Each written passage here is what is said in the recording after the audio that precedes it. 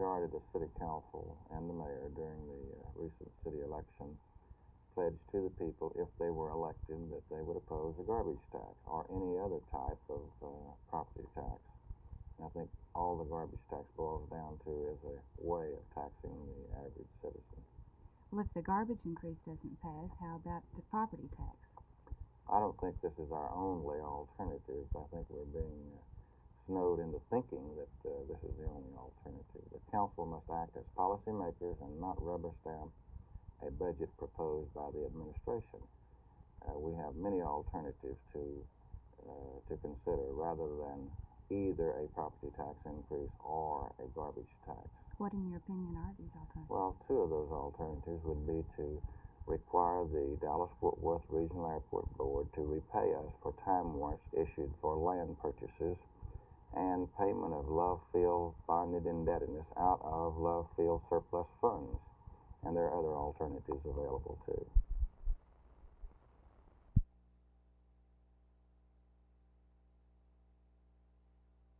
I had respect for him, but I'll say this. I don't think at any time were any of us, even Sue, although she sat there for Lord only knows how many hours with a gun pointed at her, I don't think any of us at any time were truly afraid of the man. That sounds ridiculous to say you're not afraid of him when the gun's pointing at you, but it's the truth. Yeah, I feel like it was an explosive situation where if you made one wrong move, the whole thing might go to You don't pieces. make a wrong move. You don't want to make certain things. You don't. I mean, I know it. I'm not being egotistical about it. It's true. You don't. That's why I said the crew was great, because they didn't. The real explosive situation was when we had passengers on there who we didn't know what their reaction would be.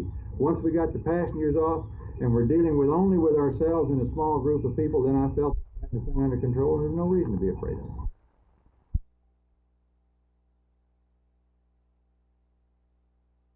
I think it should be more black contestants in the pageant like this, and I feel like in time it will be, more equally divided, because we all have the same qualities and the same abilities. I think we should get a chance to compete for the same thing. You think you could accomplish something for black people by winning this contest? And if so, what? Yes, I feel like I could. It would encourage others to, to enter into the pageant. I feel like this would give others the opportunity to know that they can be accepted and that they meet the qualifications also.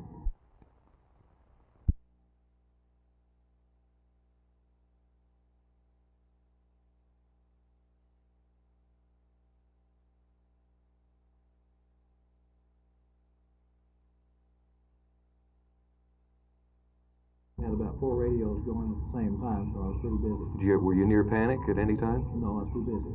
Okay. Mr. Ray, how about you, sir? Oh, I started checking the fuel to see what we had. I was helping out on radio work and getting the cabin ready to go up. Did it ever cross your mind to jump this guy or try to get the gun away from him? No, sir. That gun had a barrel. I don't want to interrupt Phil, but you asked about crew cooperation. I think, to me, looking back on it from this short distance now, the thing that really convinced me how really good we all were.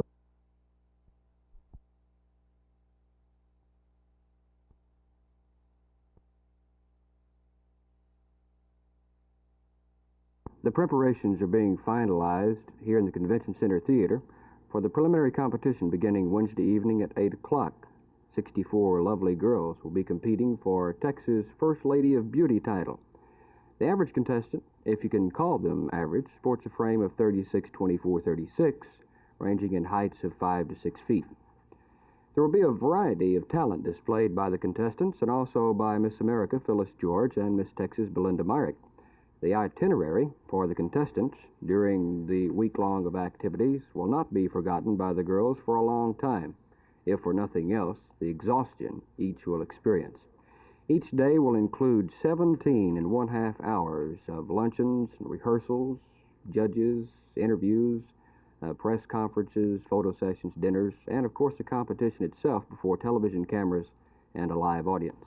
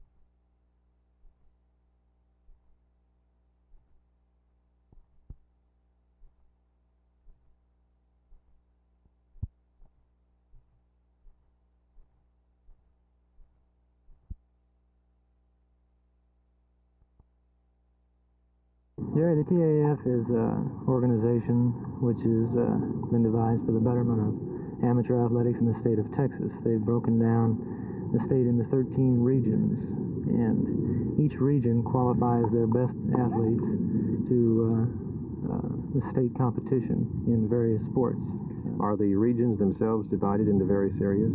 Yes, each region is divided by its local playground district. Now, the district here at Samuell-Grand is district number 1. There are 11 districts in Dallas, which will all qualify participants for the citywide municipal tournaments. Jim, when can the adults enter the tournament? The adults do not have to qualify through their playground district. They can enter automatically right into the city regional tournament. The deadline for that tournament is July 14th. Anyone that's interested can go to their local playground district and pick up an entry blank and submit it to the recreation supervisor there.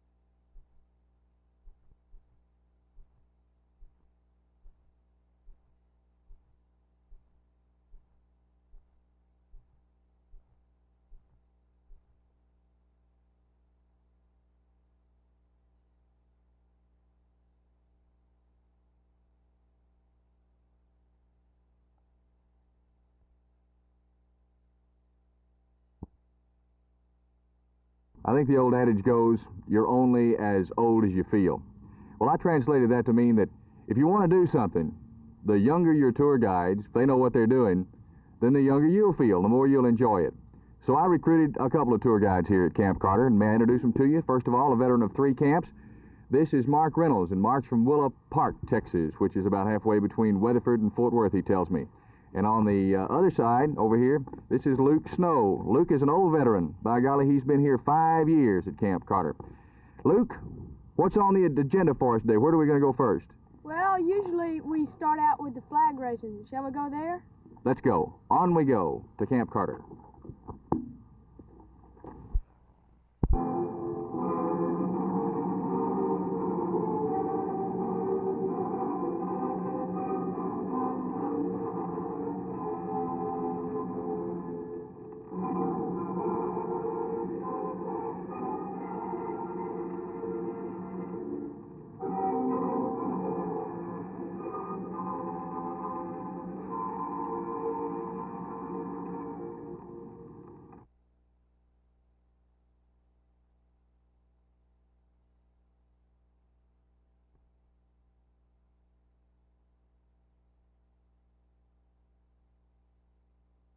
Okay, now stay low and put your left foot in. My left foot? What? Okay. It's all sink, is it?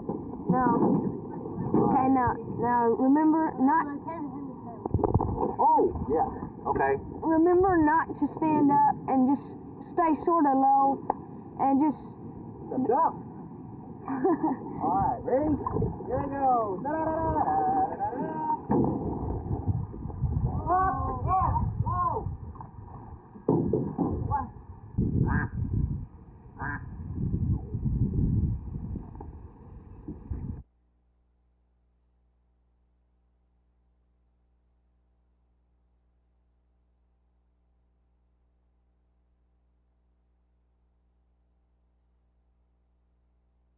Okay, Luke, what do I do first? Okay, first you take the arrow and you knock it. That's when you put the head of the arrow into the string. All right. And make sure the odd color feather is sticking out. Oh, this one, okay. You put it on the string? Okay, now what? Okay, now you That's pretty good, Mark. rest it on right here. Okay. and you use 2 fingers, All right, that's that. and then you pull it back and shoot. Huh.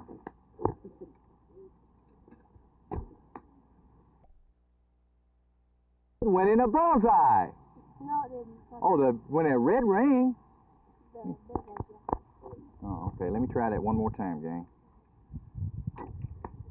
Yeah. That's pretty good. You guys are pretty sharp at this. Well, at least I hit the target. Hey guys, that was terrific. That was fun. What are we going to do now? How about ride a horse? Hey, that's a good idea. Where is it? Over here? Come on, let's go. Have you ever ridden a horse? Yeah, I rode one in a merry-go-round one time. It was going up and down, but that was all. I'm going to ride a brown one, okay? Ready? Let's go, guys. Hey, what's this horse's name, anyway? Trouble. Trouble! God. Easy now. All right, horse. I got up on him. Whoa, horse. Okay. All right. You ready, guys? Yeah. Okay, here we go. Somebody open the gate. Open and shoot, Newt. What are we going to do? What happens if this horse runs? Come on, horse. Let's go. This one's not going. Okay, horse, that's good.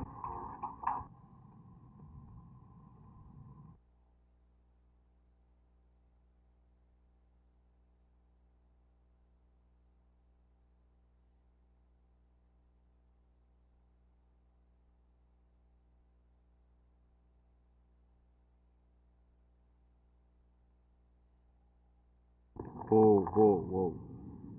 Well, I guess that just about wraps up my day being a kid again at Camp Carter.